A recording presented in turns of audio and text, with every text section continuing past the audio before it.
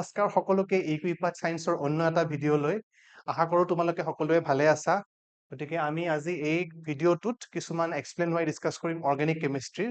খুঁটে এইবিলাক ৰিজন কিছুমান যে কিয় এনেকুৱা হৈছে বা কি ঘটনা ইয়াৰ লগত জড়িত হৈ আছে গতিকে কেইটামান কোৱেশ্চন লৈছো সেইকেইটা কোৱেশ্চন আমি ডিসকাস কৰিম এটা এটাকে আই হোপ তোমালোকে ভিডিঅ'টো চাই ভাল পাবা এতিয়া এক্সপ্লেইন হোৱাই ফাৰ্ষ্ট কোৱেশ্চনটো লৈছো বেঞ্জেলডিহাইড আৰু formaldehyde বেঞ্জেলডিহাইড or formaldehyde does not undergo aldol condensation আমাক সুধিছে যে এই ৰিয়েকচনটোত দুটা এটা কম্পাউণ্ডৰ কথা কৈছে আমাক এটা কমপ্লেক্সৰ কথা কৈছে কমপ্লেক্স নহয় সৰি এটা কম্পাউণ্ডৰ কথা কৈছে বেঞ্জেলডিহাইড সেই কম্পাউণ্ডটোৱে তোমাৰ এল্ডল কনডেনসেচন কিয় নেদেখুৱায় এই কথাটো সুধিছে ঠিক আছে এতিয়া বিফৰ গোইং টু দ্যাট আমি ষ্ট্ৰাকচাৰটো জানিব লাগিব আৰু এল্ডল কনডেনসেচনৰ অকমান আইডিয়া থাকিব লাগিব আমাৰ ঠিক আছে এতিয়া এল্ডল কনডেনসেচনত কি হয় তোমাৰ এইটো কাৰ্বনিল কম্পাউণ্ডৰ এটা ৰিয়েকচন হয় কাৰ্বনিল কম্পাউণ্ড মানে এলডিহাইড আৰু কিটন এইবিলাকে দিয়ে আৰু এল্ডল কনডেনসেচনত তোমাৰ NaOH ইউজ কৰা হয় ঠিক আছে এলডিহাইড কিটনে দিয়ে NaOH ইউজ কৰা হয় আৰু এজ মানে তোমাৰ কি হয় তাত তোমাৰ প্ৰডাক্টৰ ক্ষেত্ৰত কি হ'ব এলডিহাইড আৰু আমি হেৰি ক্ষেত্ৰত আমি এলডিহাইড বা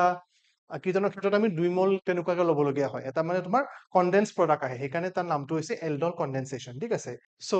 আমি এটা চাব লাগিব প্ৰথমতে বেঞ্জেলডিহাইডৰ ষ্ট্ৰাকচাৰটো চাম এতিয়া বেঞ্জেলডিহাইডৰ ষ্ট্ৰাকচাৰটো আমি কেনেকৈ ড্ৰ কৰিম এইটো হৈছে বেঞ্জেলডিহাইড ঠিক আছে আৰু ফৰ্মেলডিহাইডৰ ক্ষেত্ৰতো তোমাৰ হেনেকুৱা ফৰ্মেলডিহাইড হলে কি হ'ব এইটো তোমাৰ বেঞ্জেলডিহাইড C ডাবল বন্ড H এইটো আৰু ফৰ্মেলডিহাইড মানে এইটো ফৰ্মেলডিহাইডৰ ষ্ট্ৰাকচাৰটো এইটো C ডাবল বন্ড H ঠিক আছে গতিকে ইয়াতে কি হয় তোমাৰ due to the absence of alpha hydrogen atom হা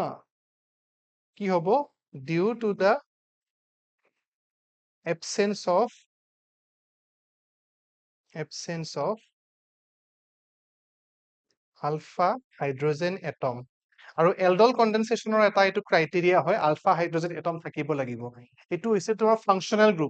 গ্ৰুপৰ যিটো ওচৰৰ কাৰ্বন সেইটো আমি আলফা কাৰ্বন বুলি কওঁ ইয়াতে চোৱা কাৰ্বনৰ ভেলেন্সি ফুলফিল হৈ আছে এডাল ডাবল বন্ড এডাল ইফালে কাৰ্বন এইটো এফালে কাৰ্বন গতিকে হাইড্ৰোজেন নাই ইয়াতো চোৱা তুমি এইটো হৈছে কাৰ্বন এটাই কাৰ্বন আছে আলফা কাৰ্বন ইয়াতে নাই আলফা কাৰ্বন নাই গতিকে আলফা হাইড্ৰোজেনটো থাকিবই নোৱাৰে ইয়াতে আলফা কাৰ্বন আছে কিন্তু আলফা হাইড্ৰোজেন নাই due to the absence of alpha hydrogen atom benzaldehyde আৰু ফৰ্মেলডিহাইডে কি কৰে এল্ডল কনডেনসেচন ৰিয়েকচন নেদেখুৱায় এল্ডল কনডেনসেচন ৰিয়েকচনৰ এটা ইম্পৰ্টেন্ট ক্ৰাইটেৰিয়া হৈছে presence of alpha hydrogen atom ঠিক আছে আৰু the condition is basic condition NaOH লাগে আমাক ৰিয়েকচনটোৰ কাৰণে ঠিক আছে আৰু কনডেন্স প্ৰডাক্ট এটা পাওঁ সেইকাৰণে তাৰ নামটো হৈছে এল্ডল কনডেনসেচন কিয় এল্ডল মানে কি তোমাৰ এলডিহাইড বা কিটন হ'ব পাৰে তোমাৰ এলডিহাইড হ'ব পাৰে কিটন হ'ব পাৰে কাৰ্বনিল কম্পাউণ্ডৰ ৰিয়েকচন এইটো এটা তাৰপিছত আহিছে বেঞ্জেলডিহাইড gives positive taste with Tollens reagent but not with Fehling solution আমি জানো যে Tollens আৰু Fehling টেষ্ট আমি কেতিয়া ইউজ কৰো যেতিয়া আমি এলডিহাইড আৰু কিটনক ডিস্টিংগুইশ কৰো এতিয়া বেঞ্জেলডিহাইডৰ ক্ষেত্ৰত আমি এটা এক্সেপচনেল পাওঁ যে এৰোমেটিক এলডিহাইডে Fehling solutionক ৰিডিউস নকৰে বা Fehling solutionৰ লগত পজিটিভ টেষ্ট নেদেখুৱায় ইয়াৰ কি ৰিজন হয় এটা ৰিজন ইয়াতে দিয়া আছে আমাক যে ৰিজনটো হৈছে Fehling solution is a weaker oxidant Fehling solution হৈছে এটা weaker oxidant Fehling solution to weak oxidant হয় then Tollens reagent ঠিক আছে তুমি এটা লিখিব পাৰা ইয়াতে Fehling solution is a weaker oxidant Fehling solution is weaker oxidant oxidant হয় এইটো weaker oxidizing agent বুলি ক'ব পাৰা তুমি তোমাৰ হেতু oxidizing agent বা oxidant বুলি ক'ব পাৰা Fehling solution is a weaker oxidant than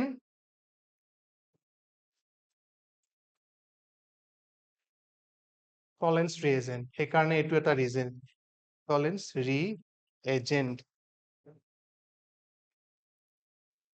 গতিকে সেইটো এটা region this is the reason why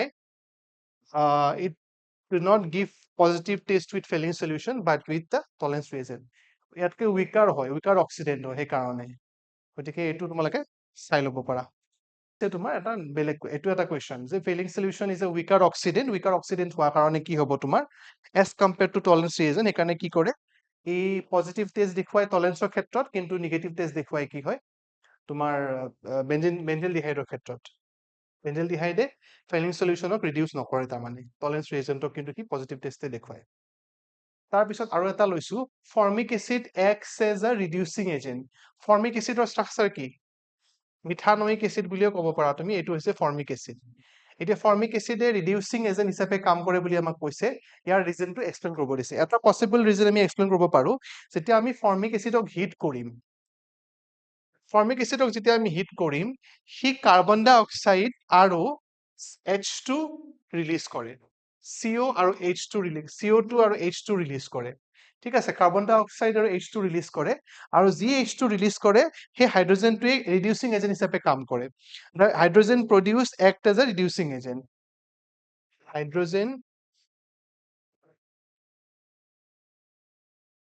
hydrogen produced acts as a এইটো এটা পসিবল ৰিজন আমি ইয়াক ক'ব পাৰো acts as a reducing agent গতিকে এই যেটো ডিভাইডেড হয় হাইড্ৰোজেন সেইকাৰণে হি ৰিডিউসিং এজেন্ট হিচাপে কাম কৰে কেনেকৈ ৰিডিউসিং এজেন্ট হিচাপে কাম কৰে এটা এক্সাম্পল দিব পাৰে it can reduce Tollens reagent example formic acid can reduce tolerance reagent এই টলেন্স ৰিএজেন্টক ৰিডিউস কৰিব পাৰে গতিকে সেইকাৰণে ফৰ্মিক এচিডে কি হিচাপে কাম কৰে ৰিডিউসিং এজেন্ট হিচাপে কাম কৰে ইয়াক হিট কৰাৰ লগে লগে কাৰ্বন ডাই অক্সাইড আৰু H2 লিবাৰেট কৰে আৰু এই প্ৰডিউস হোৱা H2 এ কি কৰে ৰিডিউসিং এজেন্ট হিচাপে কাম কৰে আৰু এক্সাম্পল যদি তোমাক দিব কয় ফৰ্মিক এচিডে কাক ৰিডিউস কৰে টলেন্স ৰিএজেন্টক ইট ৰিডিউস টলেন্স ৰিএজেন্ট তো এইকেইটা কুৱেশ্যনে লৈছিলো অৰ্গেনিক কেমিষ্ট্ৰিত কেইটামান এক্সপ্লেইন হোৱাই আৰু এনেকুৱা এক্সপ্লেইন হোৱাই মাজে মাজে লৈ থাকিম তোমালোকৰ সুবিধাৰ্থে তোমালোকে ভিডিঅ'টো চাবা আৰু কিবা এনেকুৱা ধৰণৰ বস্তু ডাউট থাকিলে সুধিবা থ্যাংক ইউ ফৰ ৱাচিং দ্য ভিডিঅ'